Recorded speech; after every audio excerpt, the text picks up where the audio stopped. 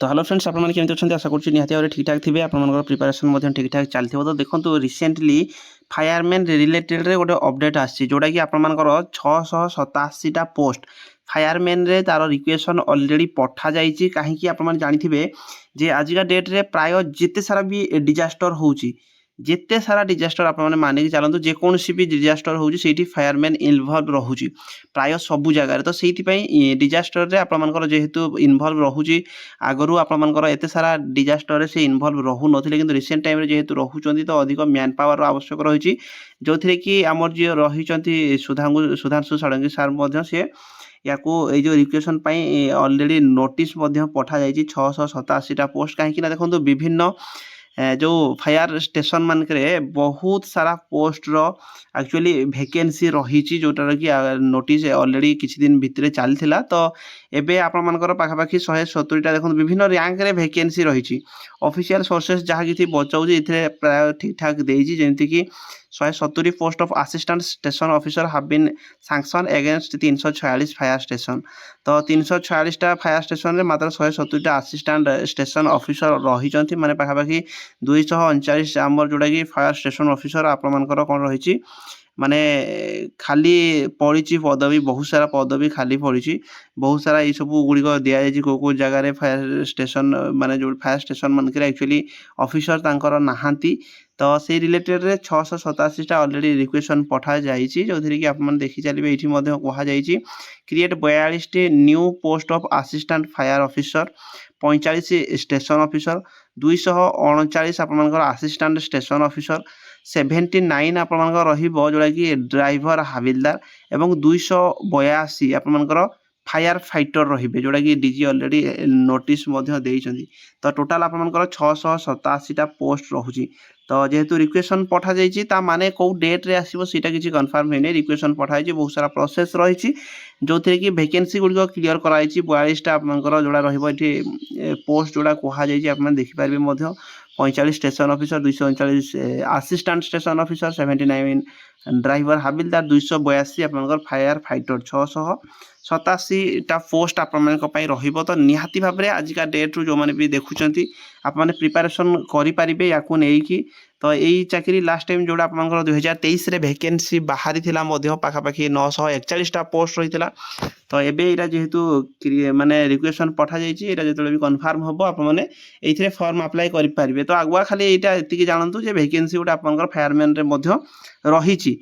जोड़ा कि रिक्वेशन पठाई कन्फर्म है बहुत सारा प्रोसेस रही कन्फर्म है आप वैकेंसी आसो तो जो मैंने फास्ट टाइम जदि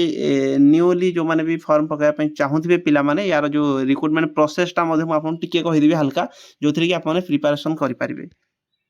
तो लास्ट टाइम आपको जमी कही लास्ट टाइम जो वैकेंसी 2023 रे आपनकर आसला से सेम आपनकर रिक्रुटमेंट प्रोसेस एथर भी रहिबो जो थी लास्ट टाइम आप जानी 826टा आपनकर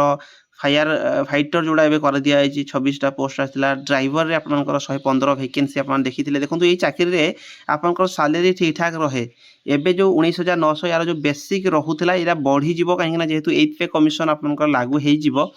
किसी दिन भितरे तो सैलरी आपनकर निहाती भाव में बढ़ी तो 19,900 थिला विभिन्न प्रकार आपनकर अलाउंस लागुला 30, 32, 34,000 यही हिसाब से आपनकर रहूला सैलरी 30 ରୁ 34, 35,000 भितर तो एबे आपनकर निहाती मानिक चलतु आपनकर 40,000 प्लस आपनकर सैलरी हो जो वैकेंसी आपनकर बाहर तो निहाती भाव में आपनकर गोटे बढ़िया रही जदि एज कथा मुझे कहि 18 ରୁ 25 वर्ष आपनकर एज रही है जो ईयर वैकेंसी आपनकर बाहरी थाए ता सहित 5 वर्षर age relaxation SC ST SC BC female category sorry SC ST आउ कैटेगरी SC BC कैटेगरी जो मैंने बिलोंग कर 5 वर्षर रिलैक्सेशन रही थाए माने 18 ରୁ 30 वर्ष पर्यंत ये आप फॉर्म अप्लाई करेंगे तो यहाँ आपनकर कौन रही ना केवल आप 12 पास कर फॉर्म अप्लाई करेंगे आर्ट्स साइंस कॉमर्स जेकोसी भी होते आपने फॉर्म अप्लाई करेंगे आउ ता सहित ये जदि आपने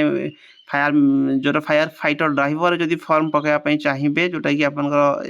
80 समथिंग पोस्ट रही से पाखे ड्राइविंग लाइसेंस थिबा दरकार गाड़ी आप चलई पारुथबा दरकार ठीक हिसाब से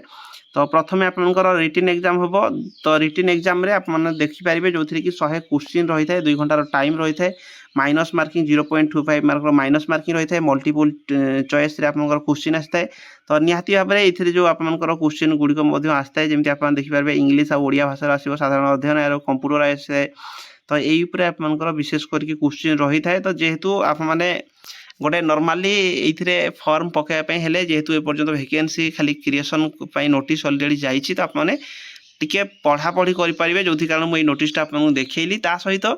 जो बाकी चाकरी पे जमी आपने प्रिपारेसन करूँ से सेम ही आपंकर क्वेश्चन ये साधारणतः रही है किंतु ये किसी फिजिकाल रही है height 168 cm wait 55 kg 69 84 cm आपंकर रही है छाती फुलापी पड़ता है SC ST 163 cm height 50 kg weight सहित 76 रु 81 cm आपको ये फुलापी पड़ो ता सहित ये आपंकर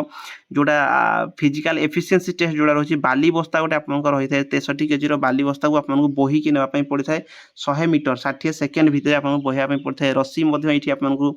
चढ़ाई पड़ता है 6 मीटर रसी 3टा चांस भितर आपको क्लीयर करने पड़ो तापर स्विमिंग रही 100 मीटर आपको स्विमिंग करने पड़ो 1600 मीटर रनिंग रही जोटा कि आपंपाई 7 मिनिट आप high jump 1.22 metre high jump long jump cross country 5 kilometre cross country आपंपाई रही है जोटा कि 25 मिनिट भितर क्लीयर करने पड़ता है। तो रिटिन अपेक्षा ये फिजिकाल टी हार्ड रही है कि फिजिकाल आपने इजिली क्लीयर करेंगे टेंशन ना किसी दरकार नहीं। तो जो मैंने भी फॉर्म पकड़ाई चाहूँगी आपने प्रिपारेसन एबेठार करने पड़ो। तो प्रिपारेसन माने कौन जे रिटिन आप जमी डिस्ट्रिक्ट पुलिस हो गला आपर जमी एवं पढ़ापढ़ी आप OSF पढ़ापढ़ी प्राय समस्ते करुवे तो सही सेम जिन पाठर किसी डिफरेन्स ना कि फिजिकाल टी आपको करने पड़ो जेहेतु ये फिजिकाल 1600 मीटर रनिंग अच्छी हाई जंप लॉन्ग जंप पानी पहरा बहुत पिला हो तो पानी पहरा भी आप करूँ कहीं स्विमिंग 100 मीटर स्विमिंग ये था तापर आपन पाखे 5 किलोमीटर रनिंग रोचे 25 मिनट भितर तो निहाती भाव फिजिकाल जो रोचे से ही मुझे खास करके वीडियोटा बनई आप फिजिकाल भी टिके ध्यान दौ था जो मन हो ना बिल्कुल। तापर जदि ड्राइविंग उपर फॉर्म पकेबे ताले आपन ड्राइविंग लाइसेंस थी दरकार मेडिकल रही NCC आपन मार्क रोचे तो ये रिलेटेड रे विशेष कहबार किसी आवश्यक नहीं मुझे भावुची। तो आप फॉर्म अप्लाई करने कौन कौन दरकार क्वालिफिकेशन ऑलरेडी मुझे कहीदे हाई जंप लॉन्ग जंप कौन रोचे कहीदे तो निहाती भाव में एठार आपने पढ़ापढ़ी करेंगे या रिलेटेड जब किसी ऑफिशियल नोटिस आसो मुझे निहाती भाव में जनइबी तो किसी भी जब डाउट रोथो कमेंट बॉक्स में कमेंट करेंगे। ये प्रीवियस ईयर जो रिक्रुटमेंट PDF टाक पठेदेवी जो 2023 आपंकर वैकेंसी आसाला तो तार रिक्रुटमेंट PDF टाक पठेदेवी आप चेक करदे पढ़ापढ़ी से हिसाब से करेंगे। जब किसी भी डाउट रोथो कमेंट बॉक्स में कमेंट करेंगे। जय जगन्नाथ।